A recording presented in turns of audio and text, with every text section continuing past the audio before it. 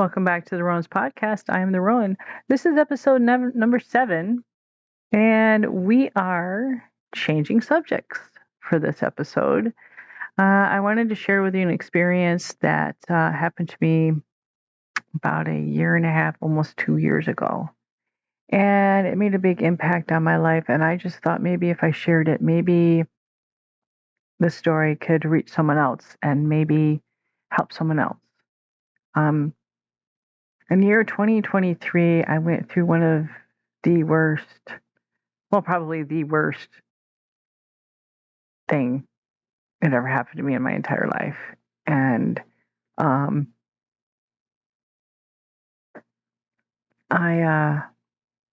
it took me a while to be able to work through that because it opened up a whole bunch of other stuff for me. And it just, everything just seemed to avalanche on me. It's like that one thing kicked away what was holding back an avalanche.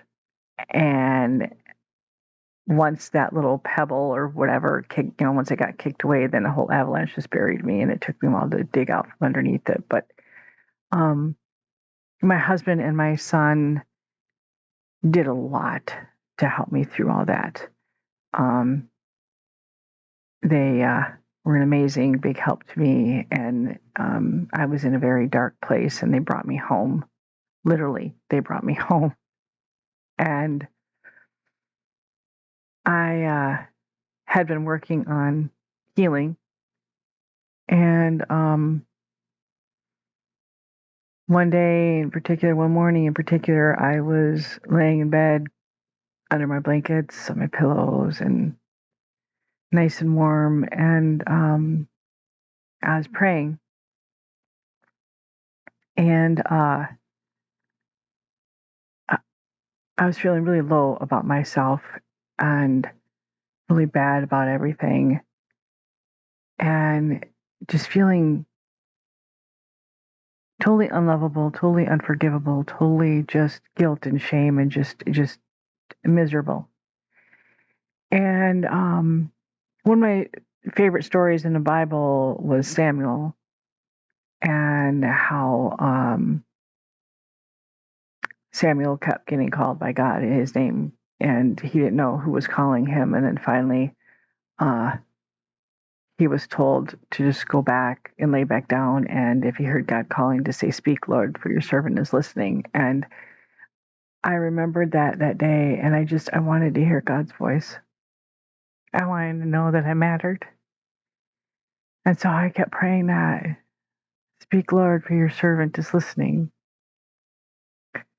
And all of a sudden, I got like this feeling like, get up, get up.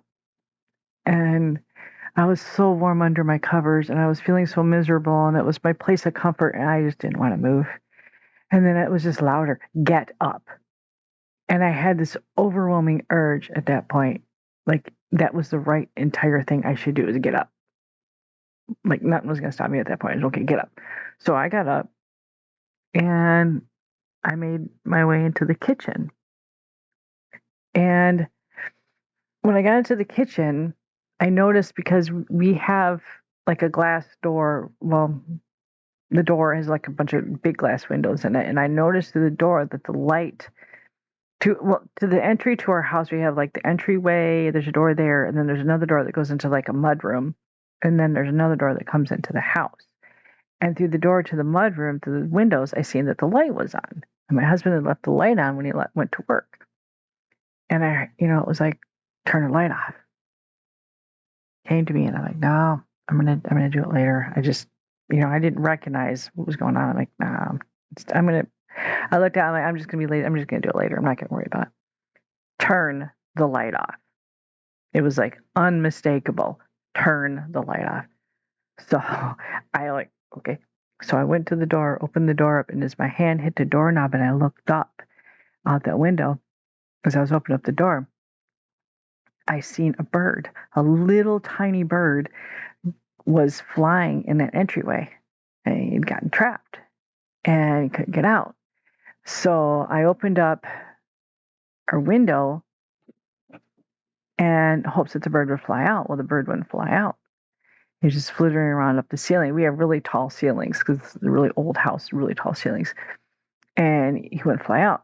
So then I went to go open up both doors to get him to fly out. And even if I, tried waving my arms over, tried to get him to fly out, he wouldn't fly underneath the door frame to go out, just would not do it. And he landed up on close to the ceiling. So I grabbed, I think it was an old butterfly net, I think.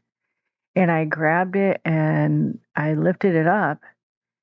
And the little bird, just as soon as I got close, the little bird just jumped right onto it. Not in it, but onto it, onto the frame of it, and sat on that little frame. And he let me carry him out towards, just sat still, just sat there, like that's where he wanted. Sat on, I carried him out, and as soon as my foot hit the door frame, the bird, to the outer door, the bird just took off. I thought, wow, that's kind of cool. The bird just took off. So then I came in, and as I came back inside the house, walking back through my kitchen, this verse came to my mind. I remembered this verse. I didn't remember, I had to look this up because I remember like the part of it, the very last part of it. And I couldn't remember where it come from, but it's Matthew 6:26, and it said, "Look at the birds of the air, for they neither sow nor reap nor gather into barns, yet your heavenly Father feeds them. Are you not of more value than they?" And the part that hit me was, the part that I remembered was, "Are you not more value than they?" Like, look at the birds of the air. Are you not more value than they? And it hit me right then. It just made me stop and think. And it's like, God got me up out of my bed to save that bird, to show me if he cared enough about that little bird, little tiny puffball bird, that he cared enough about me, that I was more valuable than that bird, that he cared enough for that bird to get me up and go rescue that bird. No one can ever convince me that God is not real. No one can ever convince me that God does not care about us. Because if God cares about that little bird, that tiny little bird, to get me up and have me go rescue that bird, he cares about us. And he was showing me his care by having me do that. And it helped me. Like, to this day, it still helps me. Because I know God exists. I know that he loves us. I know that we're valuable to him. And even me, in that state that I was in, that state, I couldn't forgive myself. I was disgusted with myself. I wasn't willing or really able to accept love from anybody or anything, from like everything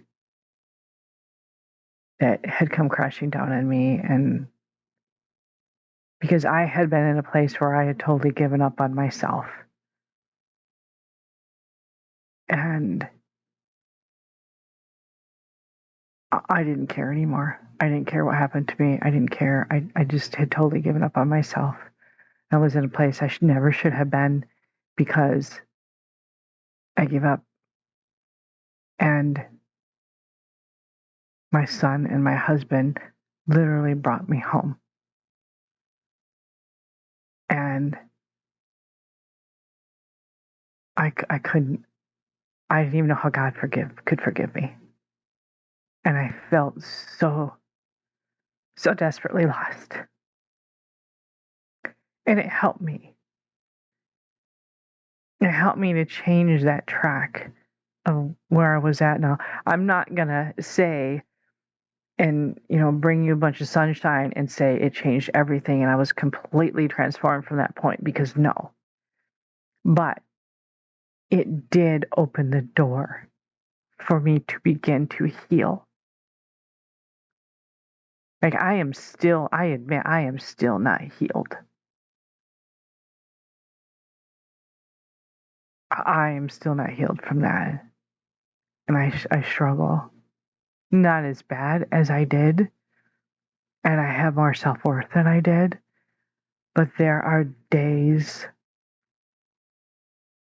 where I fight and I struggle and I feel like I'm lost. But then I remember, I think about that happened and I think about like God gave me grace and he gave me mercy and I need to remember that. I remember that I mattered because where they brought me back home from, I didn't, I had given up on everything.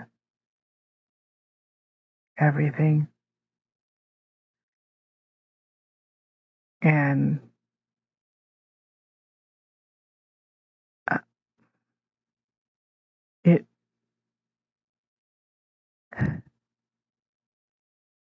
my husband pulled me through a lot. And he when I got brought home, he pulled me through a lot. And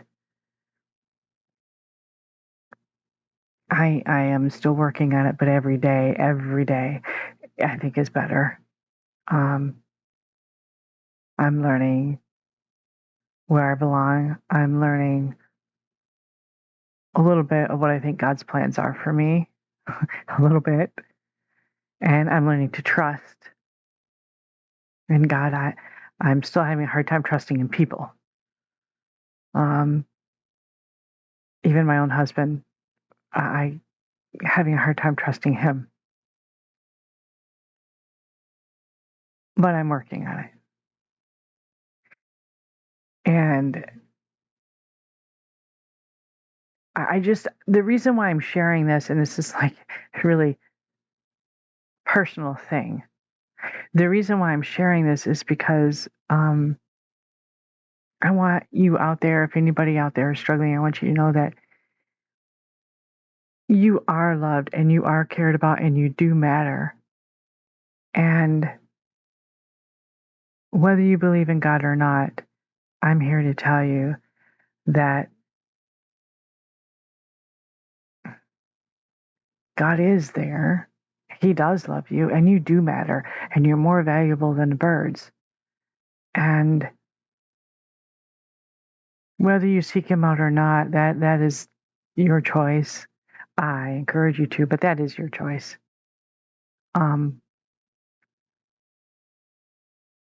But there is hope and there is love. I see that there is, and you're not hopeless, and you're not unlovable, and you're not unforgivable, and you're not your past, you're not your sins, you're not your mistakes. They don't define you. You can rise up from them and walk away from them, and you can be happy again, even if you just forgive yourself.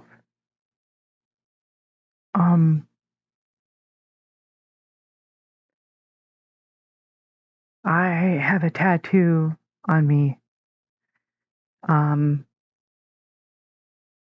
to cover up a tattoo I got in that very dark place. And it is a reminder to me of what God did for me and his grace, of everything. I mean, he gave me my husband back. He gave me my my kids back.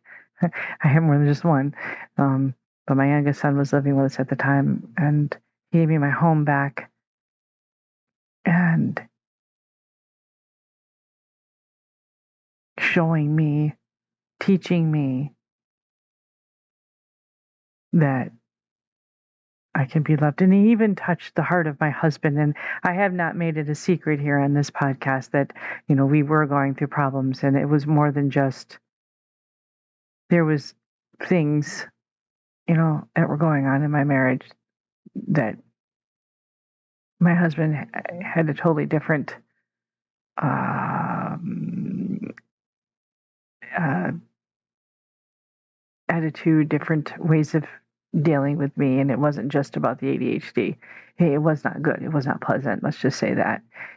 But I know that God touched his heart, because the only way a man who acts like he did would change and consistently change would be if God touched his heart.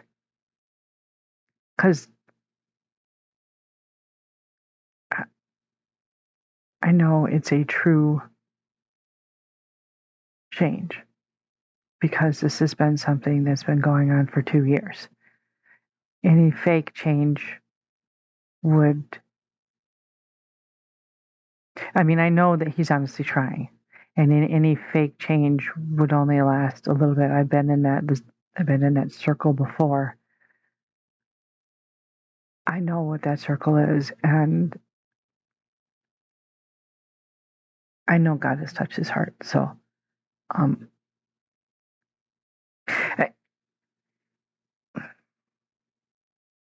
I just want to let you know that you're not alone. To forgive yourself. You're not defined by your past. And no matter what, whether you believe in God or not, he believes in you. And it sounds like a little trite saying, and I'm sorry for that. I don't like those little, floofy little, fluffy little sayings, because they just seem like they're not heartfelt and they're not real. But you are loved. And don't give up on yourself. Don't ever give up on yourself. And I'll tell you something. I'll give you a little advice that someone once gave to me when I was in a bad spot when I was a lot younger. And I remember this to this day.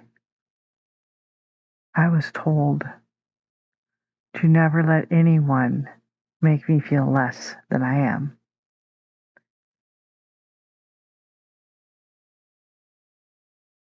And so never let anyone make you feel less than you are. Remember who you are. And remember that you matter.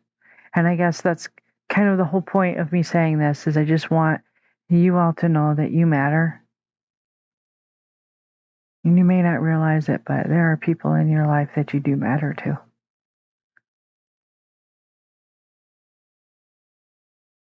So, thank you for listening to me on this different subject. I really appreciate it.